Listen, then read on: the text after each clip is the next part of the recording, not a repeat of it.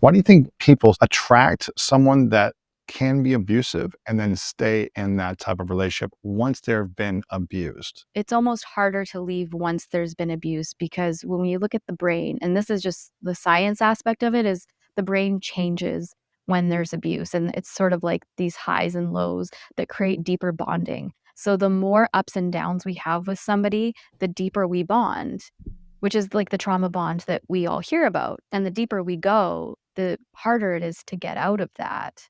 And on top of it, a lot of us who have experienced abuse have sort of normalized chaos and dysfunction.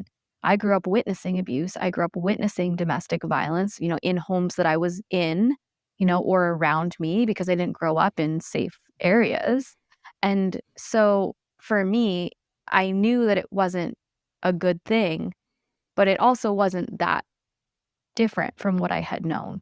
Why do you think Hey, welcome back to another episode of Making a Case. We're on episode 106. I'm your host, Dr. Jacob Isom, and this episode is going to be a little bit melancholy. I'm not sure if that's the right word, but we're talking about a serious topic today, and we're talking about trauma bonding. All right. Now, the clip that you just saw kind of touched on definitely a more common aspect of trauma bonding as it relates to being abused, right? Of course, we know physical abuse, mental abuse, emotional abuse.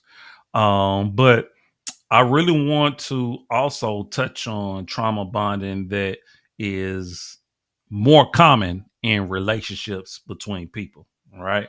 Not that, of course, trauma bonding as it relates to abuse is not important, because it is, but um, based off the numbers, it's not as common as we make it out to be, other than maybe emotional and verbal abuse. But as it relates to other aspects of trauma bonding, that's really what I want to focus this episode on. So I do have a video for you that we're going to break down, talking about the 7 signs, 7 things to look out for when it comes to trauma bonding. Some of them you're probably going to be very familiar with. Others you may not be. But of course, before I move on, we got to go over our 2 channel norms. One, we attack points in our people, and then 2, we don't do all the cussing, derogatory stuff, because we are a professional channel over here. Okay. But without further ado, I want to go ahead and jump into the video, because I do think that this is going to be an eye opener for a lot of people that may not be thinking of how they trauma bond with people. And I know we talk about trauma bonding a lot, and a lot of people may not understand the different effects and the different nuances to how trauma really impacts our life, because most of us grew up in a very traumatic situation. And a lot of us are dealing with the ramifications in our current relationships, parenting, and things of that nature. So I really just want to shed light on to how maybe trauma may be impacting you and you not even know it. All right. So once again, without further ado, let's go ahead and get into the clip. That you've put up with a lot of stuff in the name of love. And if you're like most of us, you find yourself asking the question, how did I even get here? And that's what we're answering here today. So this thing we're talking about, this addiction, has a name. It's called trauma bonding. And that's the phrase that's used to describe any time that you feel an intense connection to someone, usually along with positive feelings and attraction to someone who has been very hurtful to you. So logically, you know that this person has been so hurtful that you should shut the door, lock it, and never turn back. You know this, but yet putting that into practice seems almost impossible. And I know it's early, forgive me, but I want to make the distinction. So when she's talking about, or when we talk about trauma bonding with somebody, we're not talking about your normal everyday ups and downs in a relationship, right? If somebody hurt you, hurt your feelings because they said something to you, and you might have took a certain way. That's not what we're talking about. We're talking about intentionally doing something that causes threat or harm to you, and they understand exactly what they're doing to you, Okay. And a lot of time it is based on the trauma and traumatic experience that that person has dealt with or has not dealt with in their lives. Okay. So I just want to make that distinction. It's kind of like you become dependent on this person for validation and support. And you rarely get it, but when you do, it feels so good. And it feels like things have been set right again. So one important thing that I want you to take away from this video is that this is not your fault. And it's not a sign of weakness. And I'm going to talk more about that as we get through the 7 stages of trauma bonding. So I want to extend my warmest welcome to you. This is a super supportive community. If you've been around for a while, you know that well. My name is Christina, and my mission here is to help you recognize and overcome the effects of emotional abuse. So with all this talk about community, I want to thank you guys for being here. Number one, if you've participated or even just spent some time reading the comments, you know that there are some serious gems in there. So whether you comment or not, definitely go check out the comment section of each video. In this video today, I'm going to be highlighting some of your comments that really stand out and very much relate to what we're talking about here today. Some are advice, some are validating, and some are just super relatable. All right, enough said. Let's get to the first stage, and that is, you guessed it, love bombing. So I have a bunch of videos on love bombing. I'm not going to go super in depth here, but essentially it is when an abusive person tries to create an intense connection right away. So you might get the feeling like you know this person, like you've known this person your whole life, right? You might feel like this is your soulmate or your twin flame. You feel this intense connection and you feel super comfortable, like you can let your guard down around this person who you forget that you don't even really know. And unfortunately, that is by design. The reason why abusive people love bomb is because they want you to feel like you can let your guard down. They want you to be vulnerable around them. And oftentimes they use that vulnerability against you later. But in this stage, really, everything is good. You're probably not going to have too many complaints here in this love bombing phase. It's going to be all sunshine and roses, right? It's not until the later stages that you might start kicking yourself for being vulnerable in this stage. But again, not your fault. And when it comes to love bombing, right? And often what you're gonna see me do in this video is I'm gonna be making a lot of distinctions, right?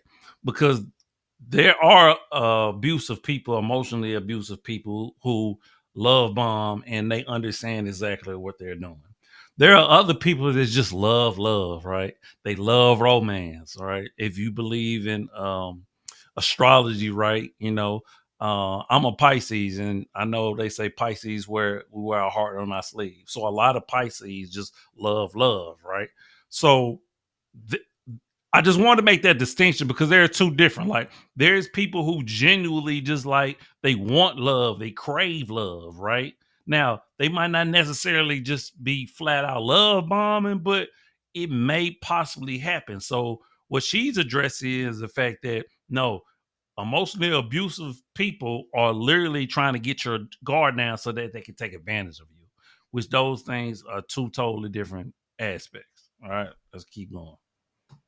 Once you've been through the cycles and you can look back, you will definitely see a stark contrast to who the person was that you met and who the person becomes later on. And this is a really clear sign that there was some love bombing going on. It's true that everyone shows the best version of themselves up front, but they don't necessarily become a different person. So now let's look at a comment that really illustrates this. Delaney says, during the love bombing phase, mine bought me a mint plant because I had the flu and held my hair back as I threw up and acted so concerned. But during the devaluation stage, when I was sick, he barely batted an eye. And if I brought it up, he got mad. And funny thing is, he discarded me.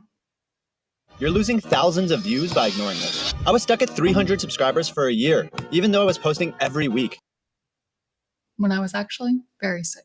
So Delaney left this comment on a video that I did about how the narcissist acts when you're sick. And I think a lot of us can relate to this story. It's very much like the person you met in the beginning in the love bombing phase no longer exists.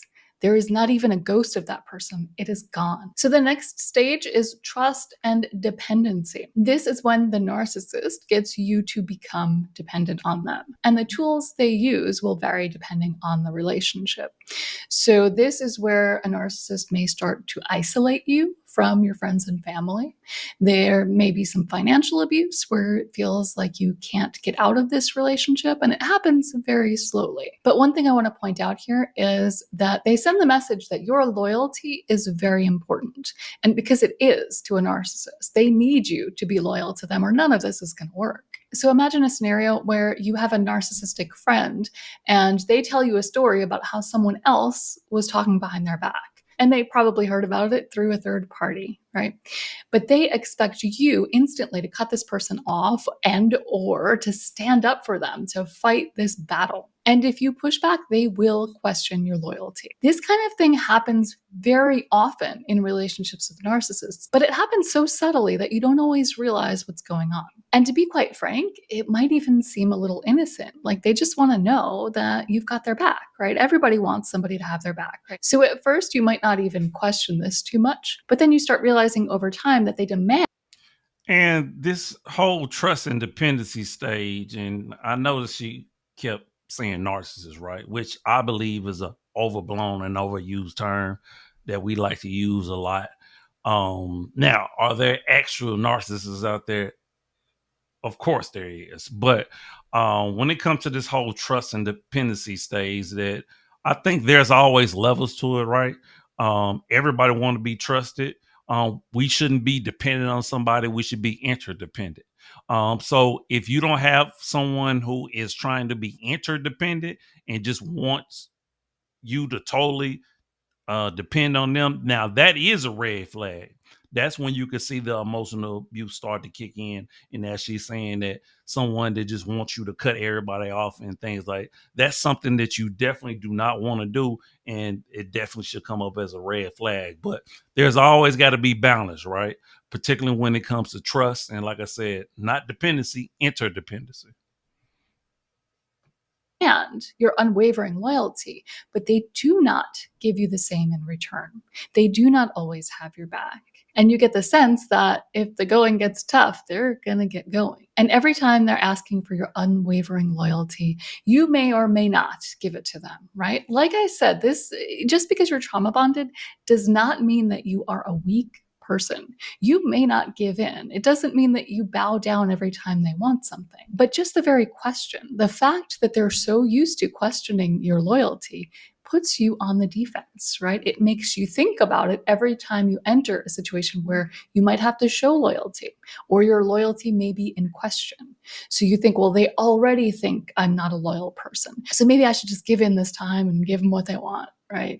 And it's kind of like they're training you to just always take their side and to not believe what other people might have to say about them. So here's a comment that's super interesting that I want to share with you. Bridget asked, question for everyone. If someone told you that your partner was manipulative, would you have believed them? Would you want someone to say that? Or would you have doubled down on your loyalty to them? So the answers were a little bit mixed, but the general consensus was 1, yes, absolutely, I would want someone to tell me that. But 2, I probably wouldn't have believed them at the time. We do like to form our own opinions about people. And it's not until you start seeing very serious signs of abuse that you see the manipulation at play. And by that point, the trauma bond may have already taken hold.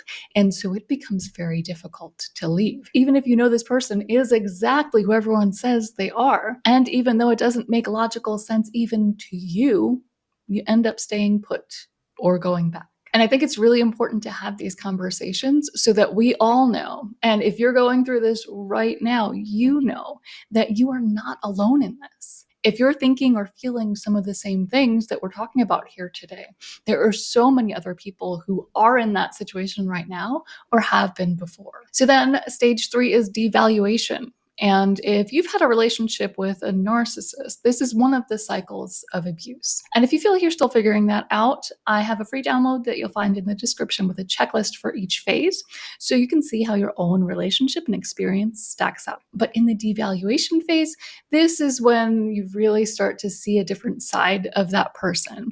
And again, it starts subtly. It may start with little jabs. They might start making fun of you, jokes at your expense. They might say things like, I was just kidding. You're too sensitive. But the underlying sense that you feel in this phase is that you can't really be fully yourself around this person. So it's pretty common, it's pretty normal for us to feel like we can be our true, authentic selves around the people that we live with, right? The people who are in our lives that closely. But with a narcissist, it's different. You see, we don't always display all of our quirks and our weird habits and tendencies in front of the general public, right? Like if you're out amongst a bunch of strangers, you're probably going to act very different than you do at home. But when you're in a relationship with a narcissist, you learn not to. The way they react to your authenticity is very much how you might expect strangers who don't know you to act if you just started dancing in the streets, right? The very things we fear about showing our true authenticity out in public are the things that you will get from the narcissist in the devaluation phase. They will push all the buttons on every insecurity that you have. And I agree with her for the most part when it comes to the devaluation stage. Once again, I just have an issue with her always saying narcissist, right? Because even if you aren't considered a narcissist, you can still exhibit these characteristics of, and because think about it, we've all have been in a relationship or know somebody in a relationship where someone is always putting them down. They feel like as if they can never do right, because once two people get comfortable with one another and really stand, like she's saying, their authentic selves, right? They're going to pick up on things that they really don't like or they're irritated by. And what you typically should do in that situation is have the conversation about it, right? Not so that you could try to change them, but you really need to understand if it's something, if y'all really a mesh, because in the honeymoon phase, everything is all, beautiful and, nothing goes wrong. But once you really start getting comfortable, once you really start understanding people's quirks, personality, and things of that nature, now you really start to see how somebody operates and how somebody generally is going to be because they're comfortable around you now. So that's typically what I would say the devaluation stage happening. And for somebody, and this is where the trauma bonding and the emotional abuse come in. When you understand that there's things about this person that you truly don't care for, now it's entertainment for you. Now that, you get a kick out of saying certain things or doing certain things and seeing them hurt. Okay. That's the narcissism that she's speaking of. And that's truly the pure evil intent in somebody if you're going to do that. Okay. Let's keep going. And one really big one is making you feel insignificant, making you feel like you don't matter in their lives. And this one can feel a little subtle, and it can feel like you don't even always know how to call it out and say, I'm feeling this way because you did XYZ. It's often a culmination of things, but let's look at a comment that illustrates this really well. I'm going to paraphrase a little bit because it's a little bit long. Just broke up with my ex and he was probably a covert narcissist. I always knew something was off, love bombing and future faking. Then the devaluation and acting disinterested, lack of empathy, and all that. One warning sign is how they make you feel like you aren't really part. One of my biggest dreams was to road trip Europe in a van, and I actually attempted it 2 years ago, but I was mentally in of their life. And this, if you've been through it, I think you can probably relate to this. But in this person's specific experience, they went out of their way to include this narcissistic person in all areas of their life. They would introduce them to family and friends, and they were always welcome around their life. But the narcissistic person shared nothing and introduced them to no one and didn't even show them pictures of the people who are important to them. So when called on it, The narcissist said, well, you have anxiety, so I knew you wouldn't want to go meet them. I was doing this out of respect for you. So continuing with the comment, he always seemed to keep me separate. Let me know if you could relate to that. That's one that people, I think, don't talk about a lot. It can be extreme, like it's a double life, or just that you feel like they don't value you enough to include you in things if you're not physically there. But back to the comment. And I think it was intentional. So when he was done with me, he could easily cut me out with no ties and not worry about me having any contact with those people in his inner circle. Things like this are heartbreaking, especially when you can look at it in hindsight and you can figure out the reasons why this person was doing the things that they were doing and acting in the way that they were acting. But when you're in it, you're listening to all the things that they're feeding you, all the lies and all of the justifications, and you want to believe it, so you do. You kind of let it go. But if you're in a relationship where you Now, I could definitely say whoever that dude was, yeah, he probably was a narcissist. So I would agree with that right there. feel like the other person just does not value you, and maybe you've had conversations about it, and it just doesn't get better. This is a sign that there's a serious issue at play here. And before you get to the point where you start feeling trauma bonded, it's really important to address it. So the next stage is manipulation and gaslighting. And we're calling these stages, but it's not like that happens and then it's over. The only stage that's like that is stage 1, love bombing. So manipulation and gaslighting are happening throughout the relationship, but it definitely does start small and it escalates over time. So by the time you reach this point, you've already dealt with a lot of manipulation and gaslighting. Here is where you're really trying to hold them accountable. And the reason why you're holding them accountable is because you really want things to work, right? You want them to see that their behavior is hurting you, and you want them to feel the need to change and to make things better. But they never do. You feel like you're running full speed ahead, but you're on a hamster wheel, right? Like you're trying so hard, you're putting in so much effort, but you don't get anywhere. So essentially, in this stage, they're going to make you feel like you are the problem. That's the biggest takeaway here, is that they try to gaslight you into thinking that you need to do things differently. If only you were better, then they wouldn't behave this way. Or if only you weren't so jealous, then they wouldn't cheat on you. If only you weren't so sensitive, then we wouldn't have these problems. So I have a video where I talk through common gaslighting phrases, and there are a lot of examples in the comments on that video.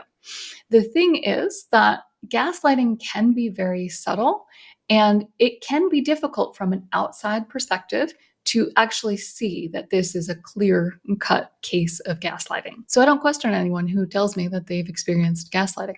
It's just a little difficult to tell from an objective view when you only have part of the story. But I did find a comment that's a pretty clear cut.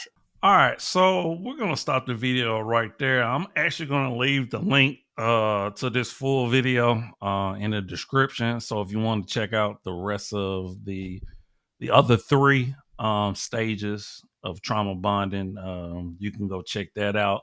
But as it relates to the 4th stage, when it comes to manipulation and gaslighting, like she said, it typically happens throughout the duration of a relationship when you're dealing with somebody who is basically, it's hard for them to accept accountability, and they always want to play victim. So they're always going to make sure that you are the person. You'll be the reason why the relationship ends. You're the reason why they're unhappy in a relationship, or you're unhappy in a relationship. And like I said, this typically happens through socialization as well as traumatic experiences that was brought up in childhood. So the manipulation aspect and the gaslighting aspect is something that I think that we don't talk about enough, being socialized, right? Because people are not born to be manipulative or born to gaslight people, right? See, gaslight is a term that we just, within the last few years have actually been bringing about. And now everybody know what gaslighting is, even though a lot of people are saying gaslighting and they don't know the true definition of it, right? But it typically happens in relationships a lot. And this is one way. I would say manipulation and love bombing is 2 of the stages that I think happen very often in a lot of relationships. And it's just important for us to be conscious of this stuff. We need to understand to look out for. And if you haven't been to therapy and if you haven't worked on these things, because we just have to be honest, a lot of us did not grow up in functional relationships as it relates to parenting, as it relates to siblings, friends, etc., that really showed us conflict resolution. It showed us trauma-informed practices, social-emotional development, things of that nature. Okay. Which, by the way, all those things I just mentioned are things that I talk about in my practice all the time. So if you're looking to get more information, actually, I got things on conflict resolution and other things on my website, rcdconsultancy.com. Of course, you'll find that link in the bio or the description, I should say. All right. So that's going to do it for this episode of Making the Case, man. Hopefully you learned something. You got a different perspective, because you know how I am. I'm all about perspective. And as always, y'all know I appreciate y'all for rocking with me. We're going to continue to drop, fire episodes for you. Okay. So y'all come back now, you hear? All right. But as always, I'm you and me, love, always love, eternal. Remember, the worst thing you can do is lie to yourself. All right. Make sure you leave a comment, like, share the video, Let me know what you think on the whole idea of trauma bonding. I would like to hear what you think about this. All right. But deuces. One love.